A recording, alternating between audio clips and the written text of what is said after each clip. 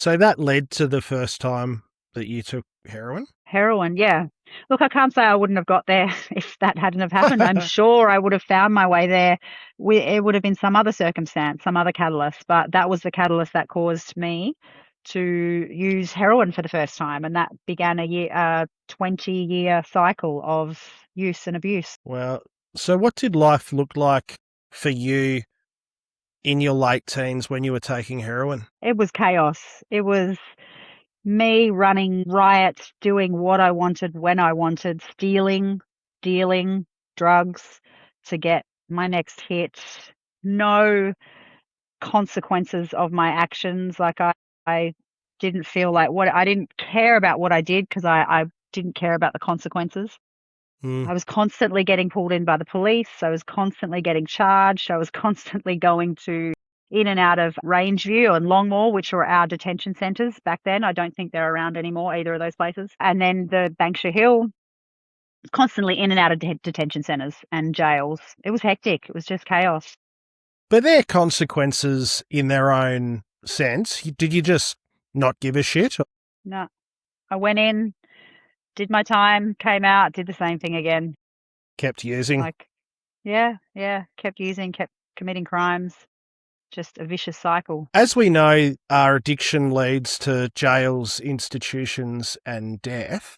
Yeah. Did it catch up with you from a health perspective? Look, yes, to the fact that I was ODing all the time. I would overdose so many times. There was a period in the probably or maybe early 2000s that there was some really strong heroin on the streets of Perth, and I was overdosing like several times a week. One time I took an overdose so serious, I took it deliberately. I tried to take my own life. There'd been someone had run through my house and stolen all my drugs, stolen all my gold and my money, and Ugh. I just thought life was over, right? I was like, that's it. Life's over. I can't live anymore. Mm. There was obviously a lot of other stuff. I was a lot of depression, a lot of mental health issues at that time as well. So I decided to take my life. So I went and bought a, quarter ounce of heroin, and I brought it back to my place, and I locked myself in, and I took the overdose. And somehow a friend of mine who's no longer with us anymore, he came across my house, saw the window broken, and got himself inside and called an ambulance. And they revived me. And because I was not breathing for so long, I had consequences of losing my short-term memory. I was in a hospital. They kept me in a lock ward for a while because I'd tried to commit suicide.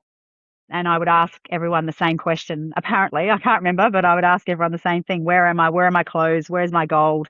Where is my dad? Where is my friends? And everyone was looking at me like really frustrated, like, oh, and I'm like, what? But it was because I was asking the same questions over and over. So that was a consequence there, a pretty serious health consequence, but it didn't stop me at all. When you came to in hospital and you were in the hospital bed, what was going through your mind? I couldn't even tell you. I don't remember well. I remember snapshots of that 20 years of addiction. I remember things that had a high consequence or things that emotionally charged me in some way, but I don't remember what I was feeling. Probably, to be honest, knowing myself then, I'd be thinking, when can I get out of here and when can I get my next shot? That Yeah. would have been all that I would have been thinking, because that's all I cared about then. That was the only thing that gave me any joy, any pleasure, that was like my God. My God was heroin. It was the only thing I cared about. Yeah.